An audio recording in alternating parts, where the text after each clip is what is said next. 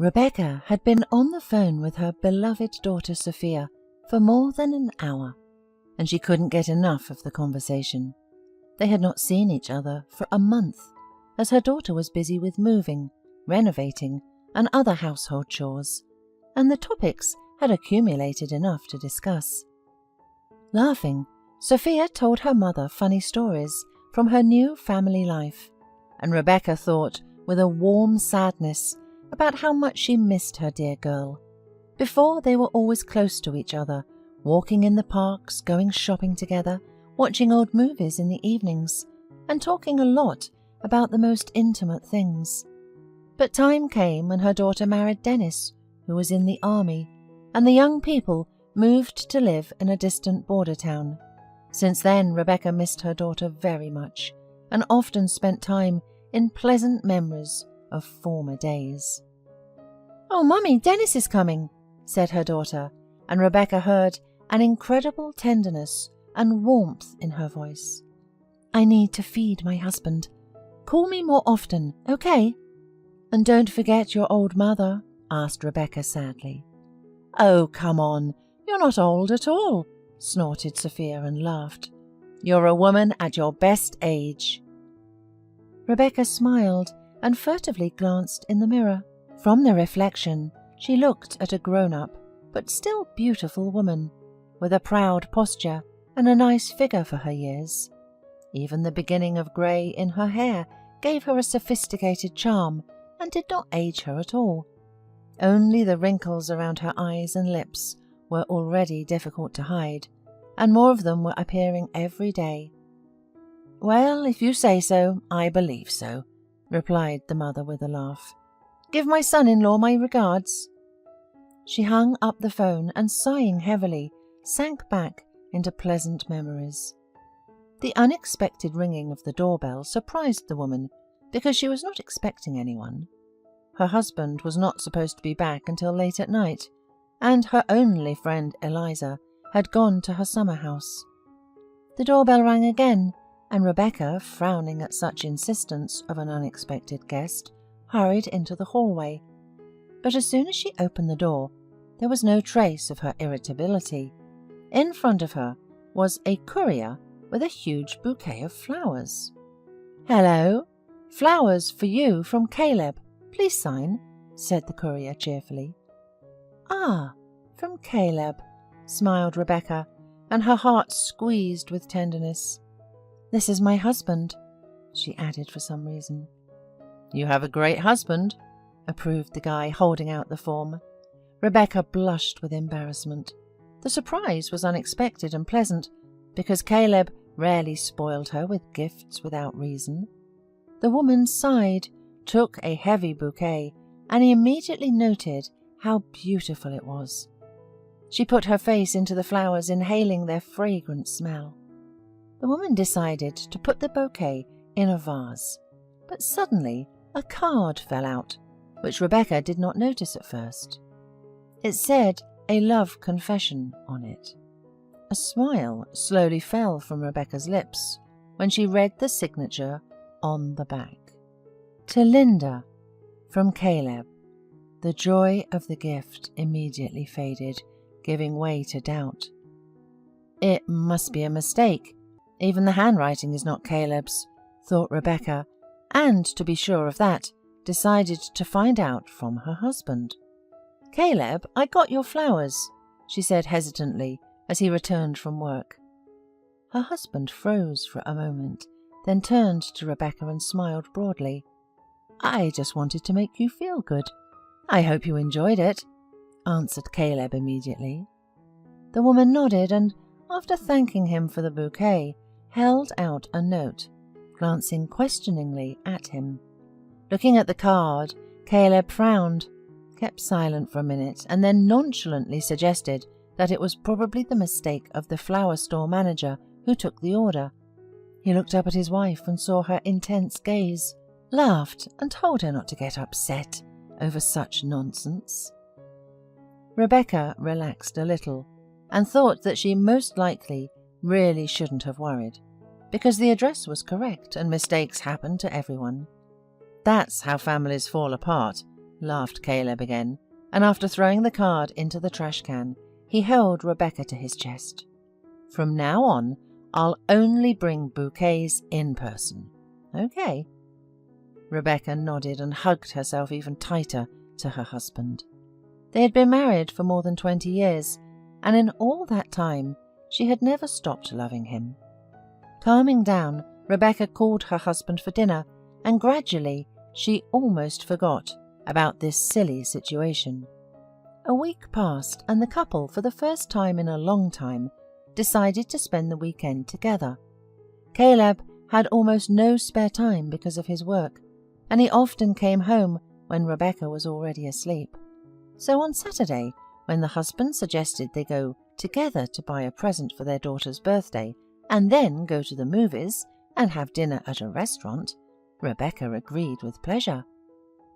On the way to the mall, Caleb stopped at a gas station, and Rebecca, feeling a little sleepy because of the early wake-up, asked her husband to buy her a take-out coffee. Caleb filled up the car, brought Rebecca the cherished cup with the invigorating liquid, but he forgot the lid for the cup. As soon as the car moved, some of the contents of the cup spilled out onto the seat. Rebecca groaned and grudgingly reached into the glove compartment. But instead of a packet of wet wipes, 2 theatre tickets fell out.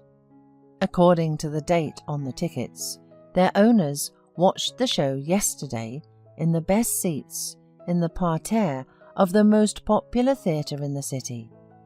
At that moment, Rebecca completely forgot why she had looked in the glove compartment and thought only of the fact that just yesterday Caleb came in late, saying that he had been in a business meeting.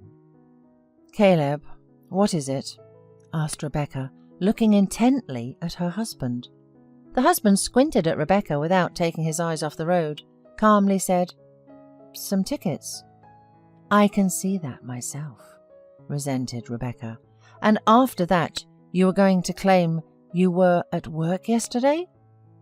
The man frowned and then, tapping himself on the forehead, laughed and said that yesterday he had given his car to his friend who had recently found a new girlfriend. They were going to the theatre, but the friend had given his car to be repaired. "What a nice story," said Rebecca thoughtfully, still hesitating. "But I couldn't say no to him. Don't you believe me?" "Well, if you'd like, let's call him, and you'll hear everything yourself," grumbled Caleb, and demonstratively pulled out his phone to find his friend's contact. Rebecca, a little embarrassed, covered his hand with hers. "No need, Caleb. I believe you." "I always knew you were a wise woman," he replied contentedly, and brought her hand to his lips. However, Rebecca's mood that day was spoiled. She wandered absent-mindedly through the mall, not enjoying the shopping, and all because doubt had settled deep in her soul. There were too many coincidences, but the last straw in the cup of her patience was another accidental find. Rebecca, as usual, was putting things in order in the house and selecting things for the wash, found in one of the pockets of Caleb's jacket a check from the exclusive underwear store. No matter how she tried to find some harmless explanation, she could not. The conclusion was apparent. Her husband bought this underwear for another woman. To find out for sure, this time Rebecca decided not to ask him anything, but just to follow him. And the first attempt confirmed her hunch. Rebecca saw Caleb meeting with a young pregnant girl during his lunch break, and judging by the passionate way he kissed her, she was hardly just his colleague.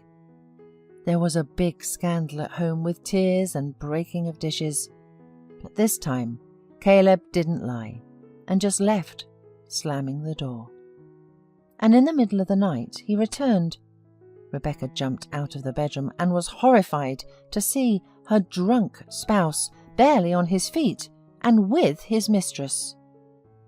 "Ah, Rebecca," said her husband with a slurred tongue, This is my beloved Linda. We're going to live here now. Do you understand?" "What? Caleb, are you crazy?" "Immediately get out of here with that woman," exclaimed Rebecca. "I have said all I wanted to say. We'll have a child and need more space, and you can pack your things and get out of here," shouted Caleb. "And this is for your cab ride," he added, and threw a $20 bill at her feet.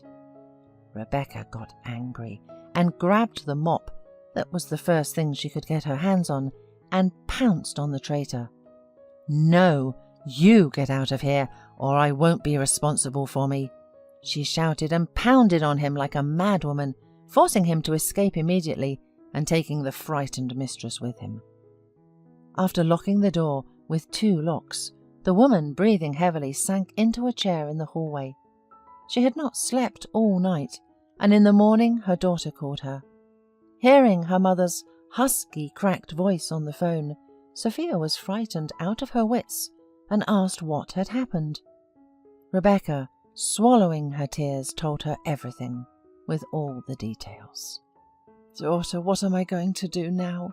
We've lived our whole lives together," sobbed her mother into the phone. "Divorce, of course," categorically declared Sophia. "You don't have to feel sorry for him or forgive him.